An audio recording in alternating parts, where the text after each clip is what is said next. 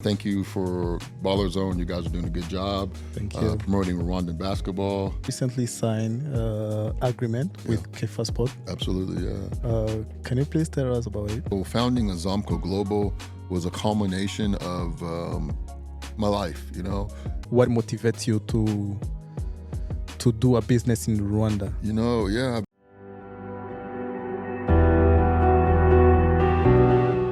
What's up, Ballerzone? This is another episode. We are here with Mr. YUSEF. Yes. Thank you for Azomco having me. Global. Thank you, brother. Thank you. You're welcome. Yeah, thank you, man. And thank you for coming. Yeah. Again, thank you for Ballerzone. You guys are doing a good job. Thank you. Promoting Rwandan basketball on, social media platforms and stuff. And I appreciate you guys reaching out to me. Yeah. And we're going to have a good conversation today. Yeah, Appreciate it. Sure. Congratulations, first of all, on being qualified in Division 1. How was the moment? How was the feeling? Yeah, man, it was amazing, man. This experience, we set a goal to do that, to qualify for Division 1, and we achieved that goal. It wasn't easy.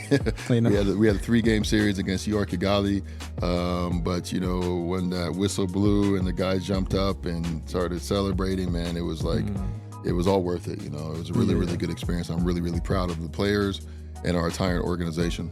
Yeah. Being in Division 1 is a big achievement. What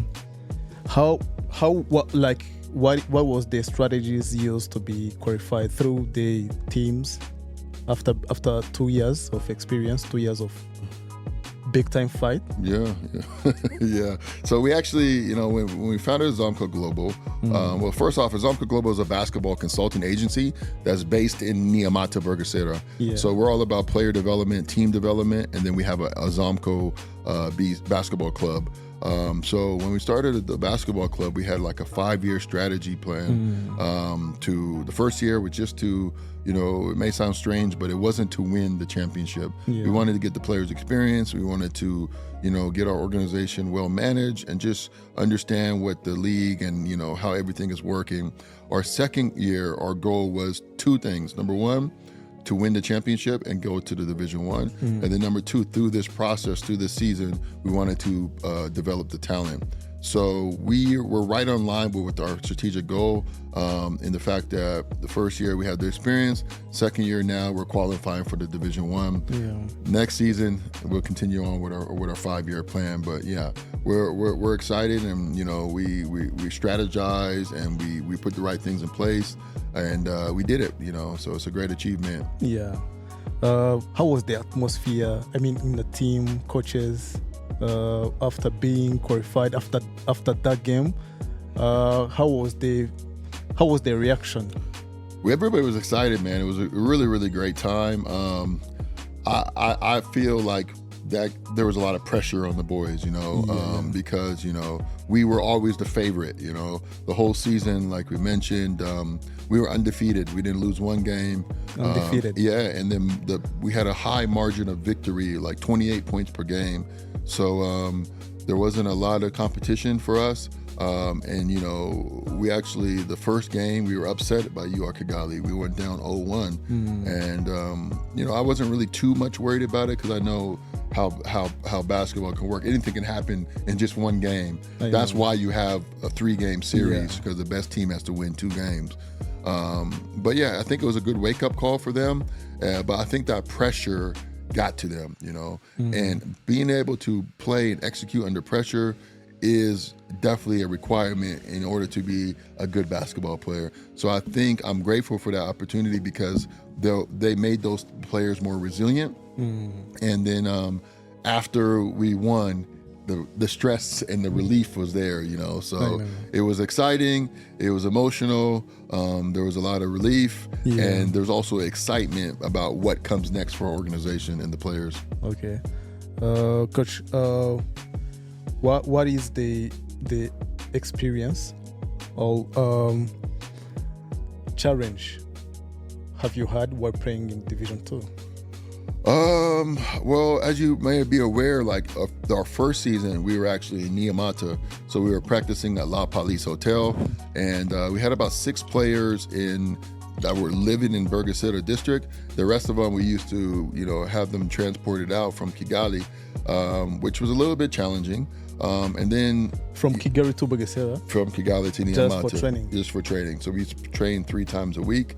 And, for them to do that, and then they're trying to coordinate their schedule with school, and, some of them are working. So it was challenging. But this season, we were practicing inside Kigali, and we had like a consistent practice schedule, which helped. But with the lack of facilities that are around the city, to be able to have one and to be able to have a schedule and program, it really, really helped us. But so some of the challenges were just practicing, transportation, and then building a team that was going to be successful. I mean, we get overwhelmed by the amount of inquiries from people online and in the public. I want to join Azomco. I want to join Azomco. I want to join Azomco. Okay. So our thing was like, we wanted to. How did you manage that? Well, it was very difficult. I'll tell you, in November when we had our tryouts, we posted it online. Remind you, we're only looking for 7 players. We brought 6 back from last year, and we're going to bring 2 imports, and we knew that for sure. We made an announcement on Instagram. Azomco's having tryouts. This date, be there at Steel Co. at this time. Man, we went to the gym. There was about 130 kids, players. Seriously? Oh. So we have to cut down from 130 all the way and try to get 7 players. It's very difficult, very challenging. Very difficult, but at the same time, it's also good because we have a lot of opportunity to select the best players. So we feel confident on the decisions that we made, and the players have been good for us. So you are going to play in D1, which is very tough competition. The teams are very competitive. What's your plan? How do you plan to play with that team, and how do you plan that will help you to manage the competition? Like, you have planned to bring some players to your roster? Absolutely.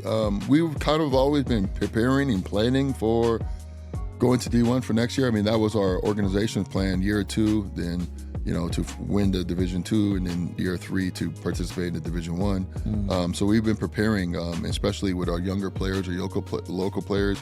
We wanted to bring them up to speed and develop their talents as quickly and as much as possible during this season, in order for them to be contributors to our team next season. So we're planning to keep around half of the team, our current roster, and then probably select about 4 free agents in the kind of more experienced local players who can play a role in the team, and then bring 2 imports. Not necessarily, we don't know who yet, but whether it's an American or South Sudanese, we want to bring players who are hungry for the opportunity. We want to bring fresh faces who want to get the opportunity to jumpstart or to excel their career, and that's the type of players we want. So we're definitely going to bring 2 import players. That's cool. And then obviously about the rule for local foreign players who have been holding a FORWABA license for more than 3 seasons. They can play on your team as well. 1 player can play on your team as well as a local player. So we're also planning to grab one of those guys. I seen last season Inspire Generation and Kepler were the 2 clubs who moved up to Division 1 from last season, and they kind of had Inspire Generation didn't have much success in the Division 1, and Kepler has. So we want to kind of follow that Kepler model. We're not being unrealistic and say we're going to go to the Division 1 and win the championship and go to the ball next season. No, we want to be competitive. Our goal is to be on the top 5 of the league, and hopefully try to have opportunity to hopefully try to make the playoffs. Sure. But it's gonna take a year of competing and to get more experience. in order to really be where we want to be. But next year is going to be exciting. We will have a young team, new players, new team in the league, and hopefully we'll get some really good sponsorship. And yeah, we'll be excited to see how the team's going to be fair and compete in the Division I league for next season. Speaking of sponsorship, you recently signed agreement with Kefa Sport. Absolutely, yeah. Can you please tell us about it? Yeah, man. Kefa and I are good friends. I'm just always amazed at the success he's been having as well. He has a very important role to play in African development because he's the one actually laying the foundations, laying the courts down for the players to play. So it's only right that he got behind us. Their construction company got behind us, and they're looking to also extend the sponsorship for next season. Yeah. So yeah, he's a good sponsor. Anybody with corporations, when they believe in you and they give you resources and support. It helps. It helps a lot. It helps a lot. So shout out to Kefa Sports. We appreciate you. Also, other sponsor Roba Industries. They're very supportive as well. And again, we just look forward to getting some.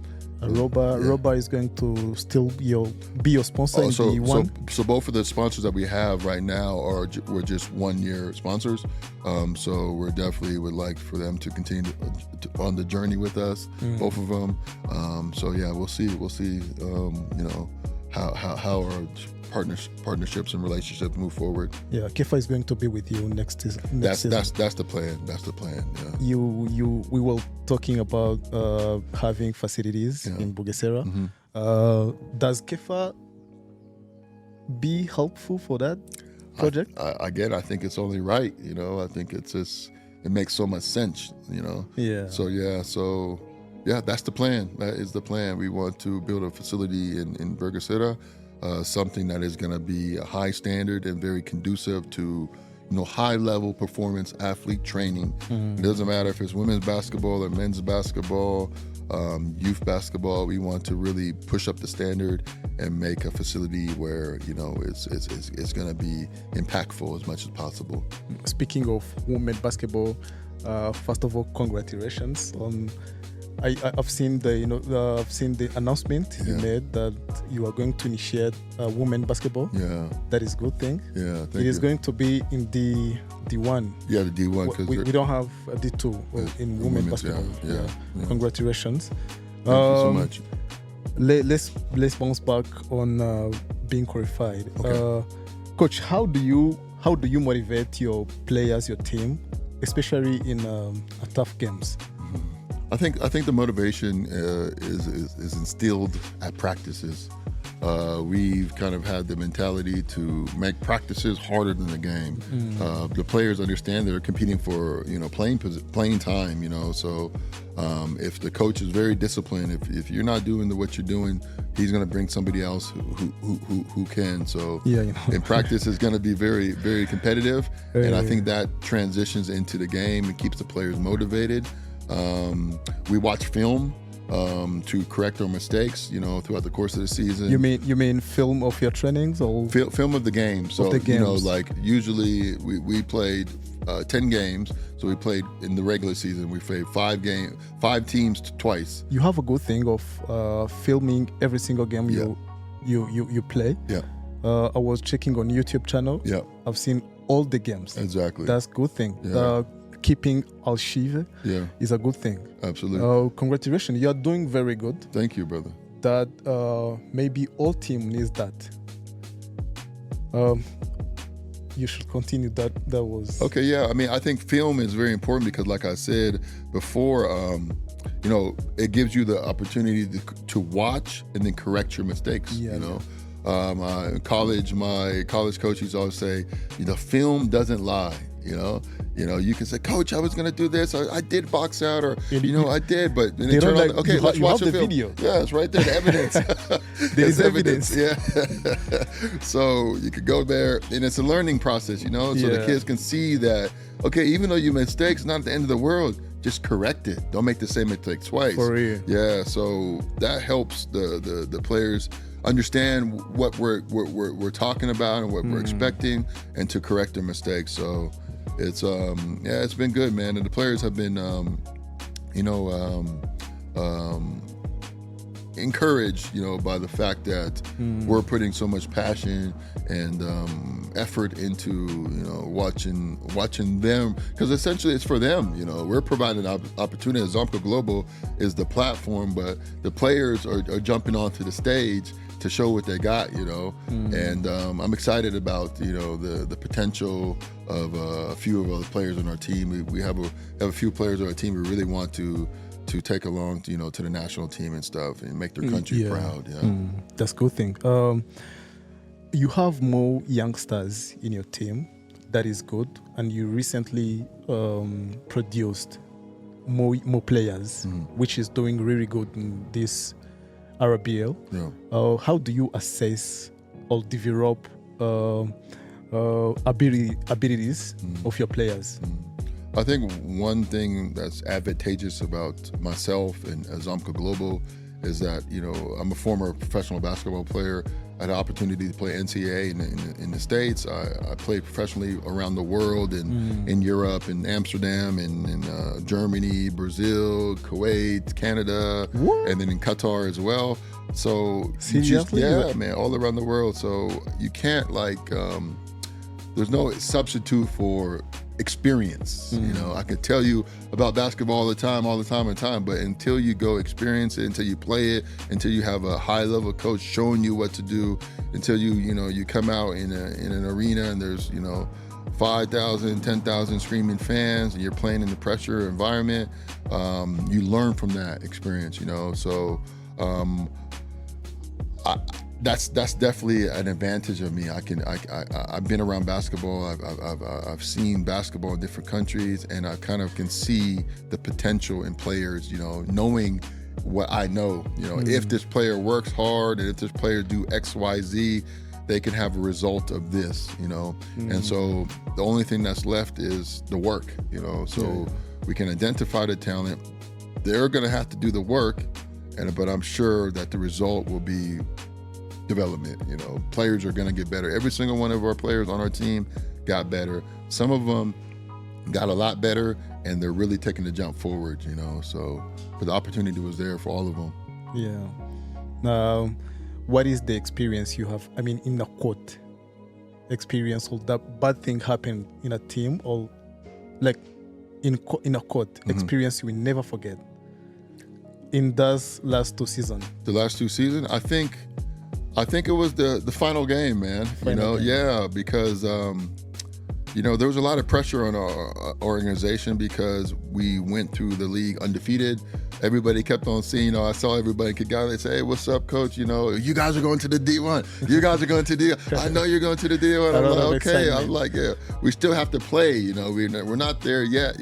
So there was a lot of pressure on our team. So I felt like I don't know if you saw game 1, but the reason why we lost was because it just became too much for the boys. They got nervous, they got scared. We were up 18 points in the second quarter, in the second quarter. And it was looking like we're going to continue to do what we do. They would blow out the team about 30, 40 points, and it was going to be, an easy win. We were up to 18 points.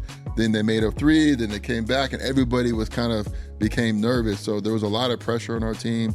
And the last game, when the final whistle blew, the boys started jumping up and down.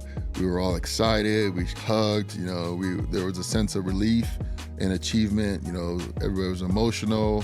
And that's something that I won't forget. There was a play in the fourth quarter when our point guard Blaze, he had got a steal and he was going down to make a layup, and the other team member came and fouled him. And somehow he fell down on the ground, and our other player, Gerard, was trailing the play. Maybe he was going to get a rebound or something, and somehow he fell down on the ground. So there's this epic picture of Gerard standing over Blaze just yelling and then Blaze is on the ground. It looks like, some really, really it was amazing, man. But that's unforgettable, man. And to have my family and friends in Kigali watching the playoffs, and to do it collectively, man, it really meant a lot. It was really, really amazing. Yeah. You've been traveling in different countries, as you said. What motivates you to do a business in Rwanda? I've been to 50 countries, nearly 50 countries in my life. And founding Azomco Global was a culmination of my life. Been very centered around basketball, family, travel, education, youth, so everything that I've kind of done in my past. In 2008 to 2016, even while I was playing, I was still the executive director of Back to Basics Kids Foundation, which was a nonprofit organization dealing with like youth in the inner city of Atlanta, Georgia. And we use basketball as a tool or a resource to keep the kids in constructive activities. When I was overseas, I've done lots of basketball camps and stuff like that as well. So when it came to Rwanda, it was like the perfect opportunity to do something like this. Okay. It's a great country, very safe, very clean, very friendly people, great weather. And I joke with my friends back home in the States. I said, describe Rwanda as the real Wakanda from the movie The Black Panther. So I don't think I would have been able to do this in any other African country. Okay. But been able to come to Rwanda and have the support and the vision, the long-term strategic strategy to develop basketball in Rwanda, use Rwanda as the base. But really our motto is to lead African basketball forward. Yeah. So Rwanda has done a very good job of hosting events. You have the BAL here, and it's created a lot of excitement among the youth. They're inspired, to play. So we're trying to continue their inspiration by providing them with high-level coaching, and then also being able to facilitate their player development by having our own facility or gymnasium. So this is something that we're pivoting towards and looking forward to next is, okay, we've completed one achievement, which was to go to Division I. Our next goal and our objective is to build a facility in order to be very conducive to high-level athlete performance training. And that's something that we're really, really looking to. So we're planning to have that in Niamata, Burgaseta in the coming years. Yeah, man, it's going to be really, really exciting. And hopefully we'll invite you guys out for the opening ceremony and cut the ribbon. Yeah, man. We will be there for sure. Yeah, man. I envision Burgaseta, being a basketball town, a district of, that's 5 years from now. That's the innovation. You know what I'm saying? 5 years from now, maybe we can have a team in the ball, represent Burgaseta district. Shout out. So yeah, that's the goal. We have a strategic approach. We're putting in the work. We're having some support now. We have a couple of sponsorships now. Shout out to Roba Industry and KFA Sports. So the players are doing their job, and we're moving in the right direction. It's really exciting for our organization, actually. Really exciting. Yeah, that's a good thing. And keep it up. Yeah, appreciate it, brother. You are bringing something new in Rwanda. Yeah. How could you describe Kigali? Kigali. You've been in a row of cities. Yeah. How is Kigali? I love Kigali. I love the weather. I love the people. I love the vibe. I love the fact that, you guys are doing your own thing, man. Very innovative, very creative. You have sectors, art, sports, entertainment. Everything. Real estate, everything is booming. It's really, really excited. It's always nice to meet people because, everybody got their own things going on, entrepreneurs, and it's a place where networking can happen quickly and things can, go on its own direction quickly as well. So I'm excited. I love it here. I would say probably within the next year or two, I'm probably going to build a house here or some, have a permanent residency here. These Airbnbs are getting on quick. I want to have my own space, man, come home, But, I've invited so many people here everybody who's come here from Qatar, from US, from UK, from Dubai, you know, Sudan, everybody who came here has loved it, man. You know, everybody it surpassed their expectations. And yeah, just going to be a place that, you know, we continue to invite people to. And, you know, I consider it my second home, man, to be honest, you know. Seriously? Yeah, it's my second home. Okay. Yeah. What is your favorite player in Azomco? In Azomco? I want to say I have a favorite player, but I know how far those players have came. Because I've seen them at the beginning, you know. If they improved. Yeah, if they improved or not, I know like each and every one of them, you know, where they came from, where they started, and where they're at. And I think the biggest person, our biggest player on our team, you know, it has been Blaze Mugisha. When we first met Blaze, this was at a tryout in 2022. We were in Burgasira in the Niamata Stadium in the back where they have the football pitch. You've been together these all years? Yeah, exactly. But what the point was when we had like 60 kids there trying out for the team, and we needed a team of 12. And Blaze was, we had 2 South Sudanese players, and I knew 100% I wanted them on the team. So they were 1 and 2. Then I started ranking the rest of them 3, 4, 5, 6, all the way up until 12. Blaze was number 11 on the list, which means that, you know, if it was 2 more players and if we didn't keep him, then, you know, it would have been a completely different story. But I saw something in Blaze. I saw he had a natural ability to score, a really nice handle, but he didn't, that's all he knew. He didn't know how to run a pick and roll. He wasn't a good passer. He couldn't facilitate an offense. So there was so much stuff that he had to work on. And so fast forward now, 2.5 years later, watching Blaze play against Wilson from APR was yes, you know, and for him to be holding his own. There was a really, really proud moment when we played APR because we qualified for the Rwandan quarterfinals. And we actually beat the Division I team in our group, and we made it to the quarterfinals, which allowed us to play against APR. It was a really, really great experience, and that's exactly what those players needed. The proud moment when I watched Blade perfectly, you know, there was a pass that made to him, he pump faked. The guy came out flying. Man, it's just APR, it's the best team. You know, a guy came out flying to block his shot. He pump faked, went under 1, 2 dribbles, went to the baseline, pulled up for just a nice textbook jump shot, and then he got fouled on the wrist, fell down, the basket went in, and then the whole crowd was like, ah, you know. So to see him from 2 years, from scratch, you know, nothing, you know, just a player who had nothing, you know. Now he has confidence, he has skills, you know, developed, you know. So I've seen the development, and that makes what we're doing worthwhile.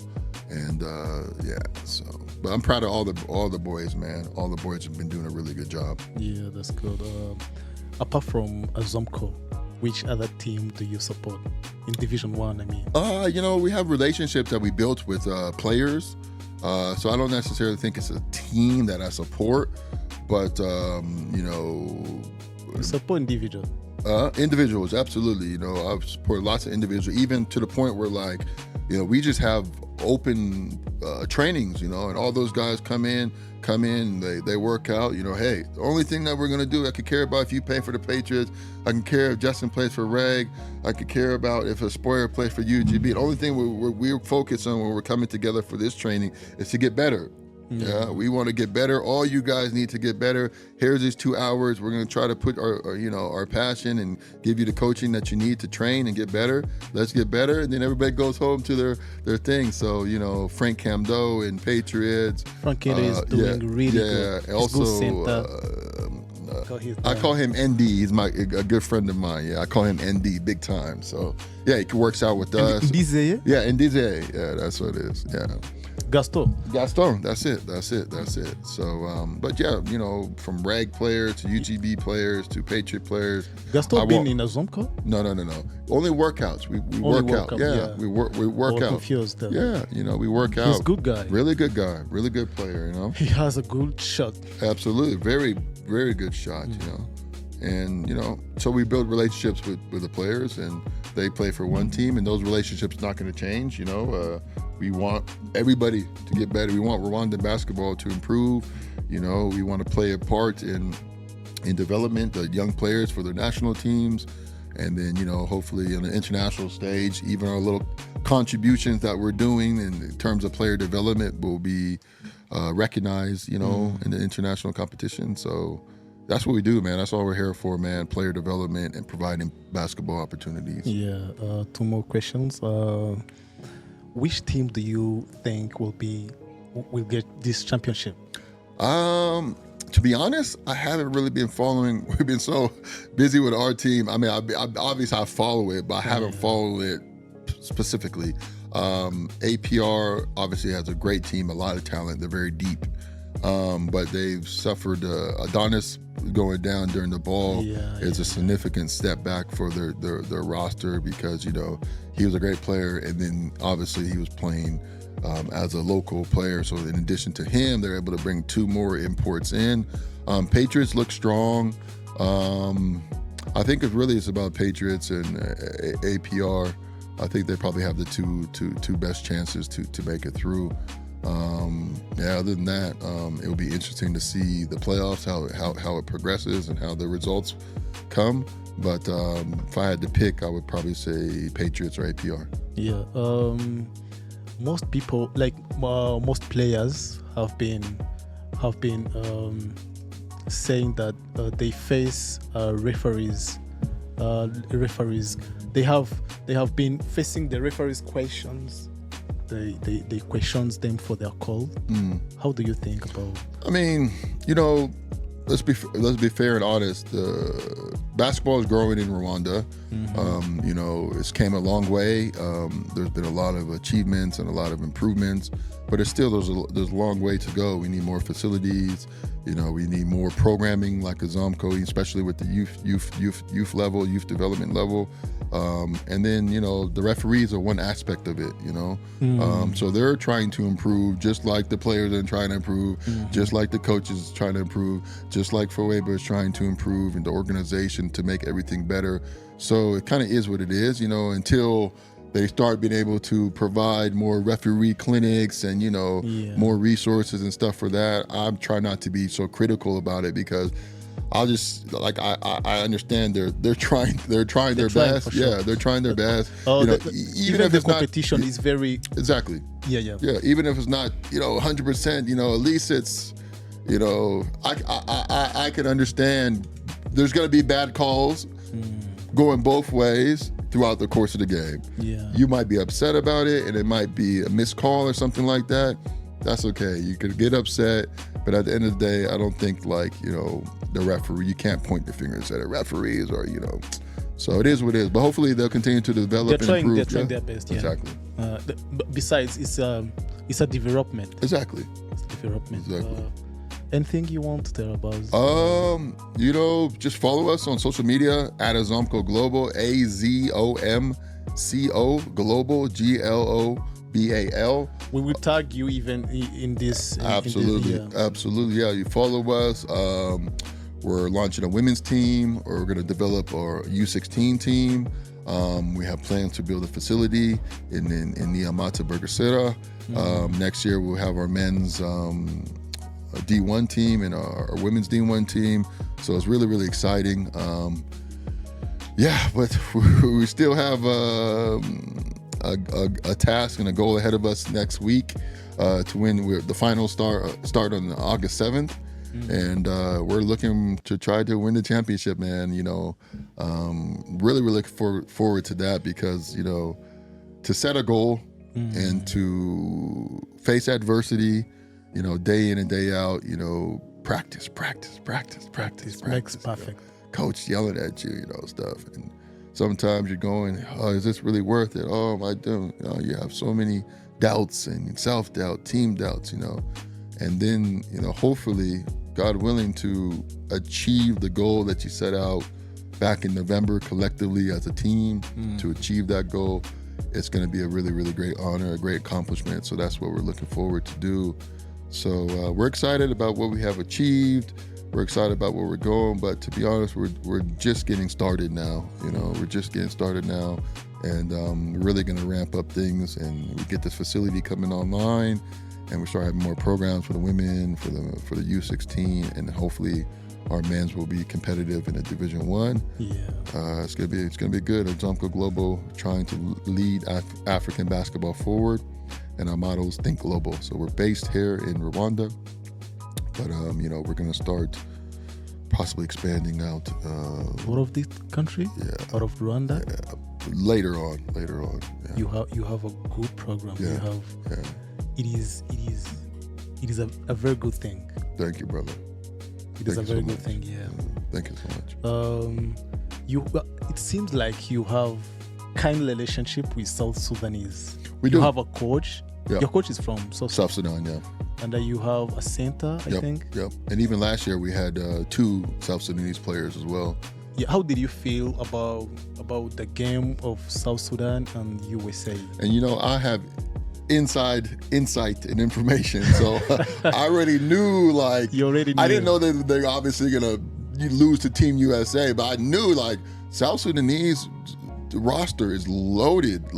They have this 12 that they went, but even they left out 5, players who are borderline. Bol didn't come. You had the 2 players who played in Rabat for the ball, those big tall guys. The MVP of the ball, he's in the NBA Summer League. They have another player in the NBA Summer League. Some players who didn't get cleared by their previous. They have one in Australia, Thon Maker, who's Australian citizen.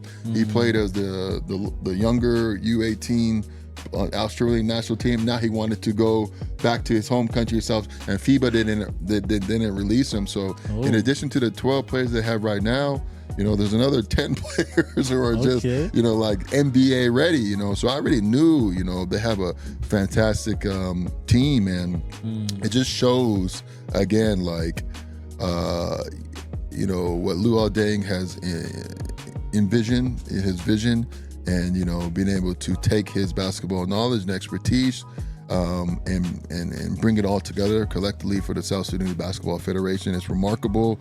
It's absolutely inspiring, even for us, because we're trying to do the same thing on a larger scale with just our club team and our basketball programming. But it shows it can be done.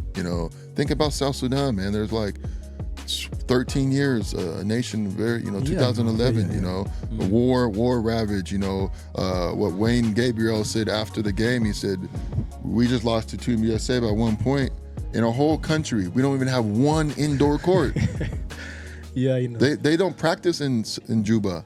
They practice in Kampala, they practice in Rwanda. In Rwanda, they have camp here in Rwanda. Yeah. So, you take Kevin Durant, LeBron James, Stephen Curry, Joel Embiid, that's over $1 billion worth of salary. Yeah.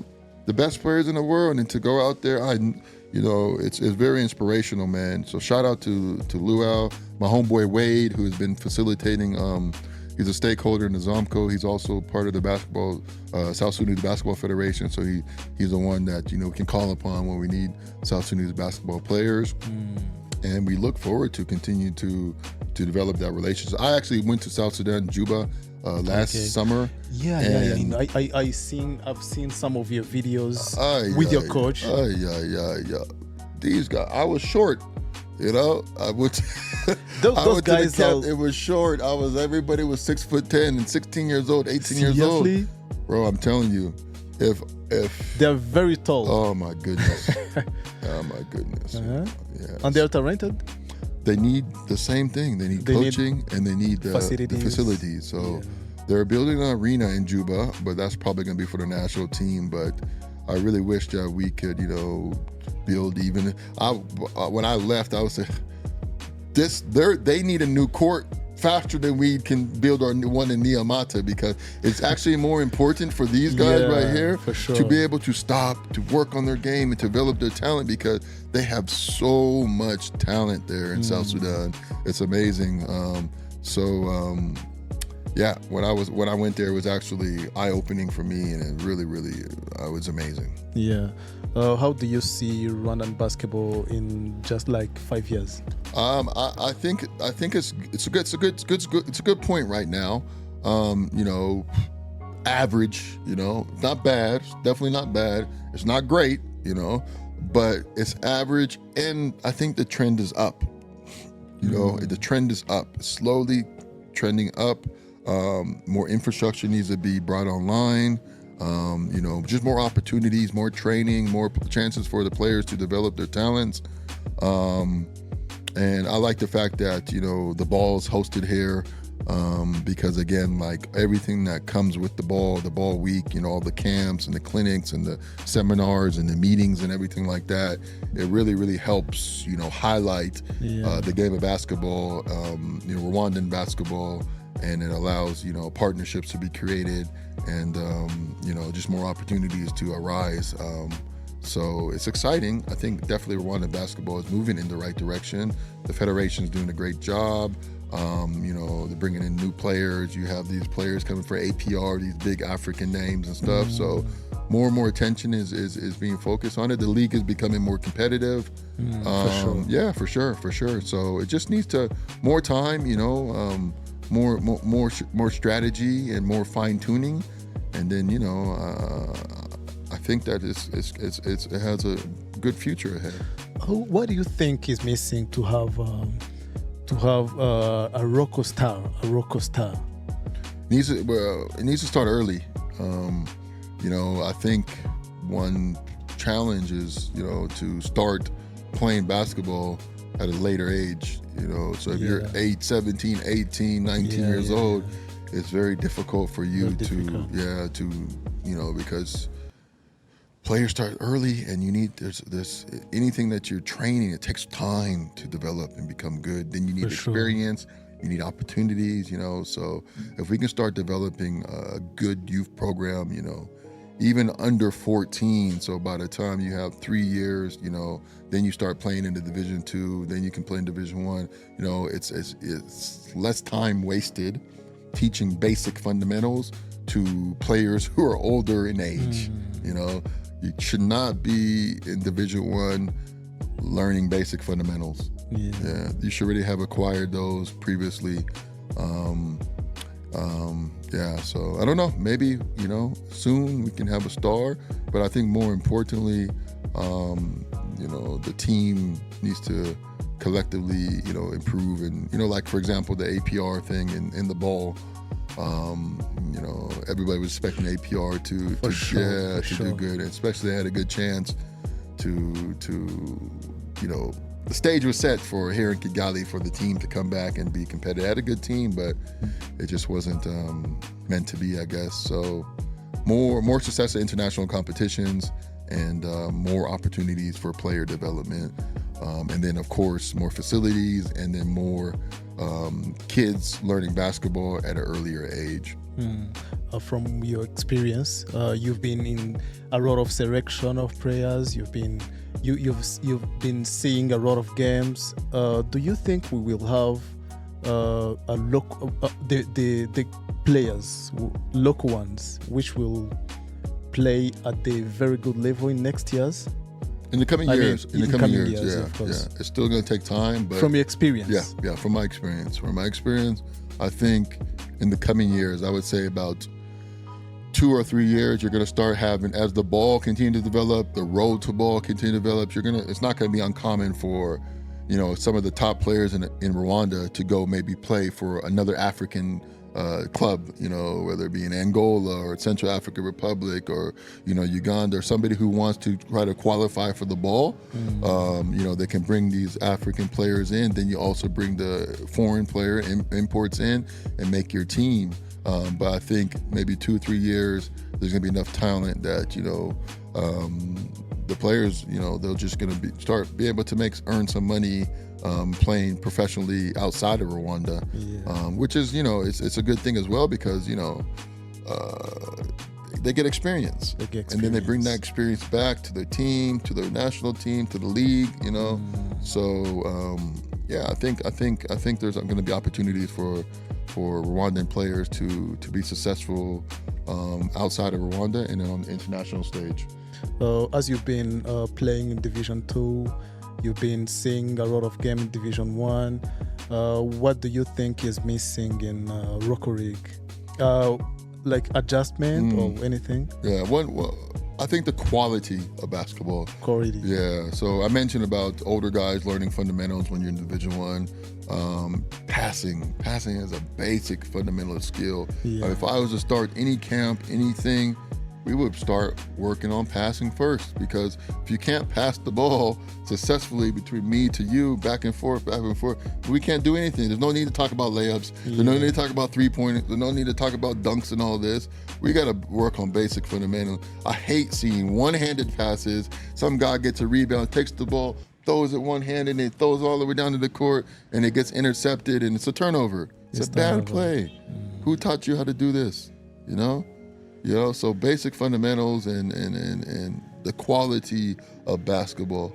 We like to see spacing, guys being in a position, then allowing other players to be able to maneuver and to go to work and create opportunities for players. But if everybody's running around going crazy and fouling and running into each other, it doesn't look good. Yeah. So the quality of the basketball, spacing, and the skill level, making shots, making three-point shots, and running the team, looking pick and rolls, all of that stuff. It makes it look and appear like it's high quality basketball. Yeah, thank you. As we and just one other thing I would add to that is the competition, the competitiveness between the teams. Yeah, you never want to see in a league, scores 112 to 50. What we saw yesterday, I didn't watch the game, but I saw Kepler beat Tigers by 1 point at the buzzer. Also there was, who was it before? Patriots, and somebody also had a one point overtime. Patriot and Kepler. Yeah, Kepler. You see? So there's 1 point difference. 1 point difference. So these are, you want a league to basically, you might have a player who's a team who's expected to win or a favorite, but you don't want to have whatever is going to happen, that this team is going to win by 50 points. Yeah. You want it to be competitive, At least you want to, maybe the team, if they execute and play well the game, they have a chance. But you don't want it to have a team where you just think no chance. 50 point difference. Yeah. It's not good for the league. It's not competitive for the league. Thank you for coming. I appreciate you, man. Thank you for time. Thank you, brother. Wish you good in your ahead program. Yeah, thank you, man. I'm looking forward to work with you in absolutely. We look forward to working with you as well, man. So and wish you a very luck on your finals game. So it's a best of 5.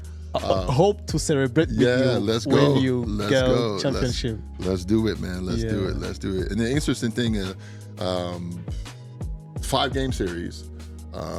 Game 4 is scheduled to be in the BK Arena. Be there. Yeah, but hopefully we won't be there, because we want to win 3 games and be done. So we'll see, But if we can win 3 games, it would say wait for BK Arena next year. But Game 4 is supposed to be scheduled at the BK Arena. But will we be there? I don't know. I want to win 3 games and be finished. I don't like the stress of. Good luck. Yeah, thank you, bro. See you. All Thank right, you for coming. Thank you, bro. Thank you, man. You're welcome. Thank you, bro. Yeah.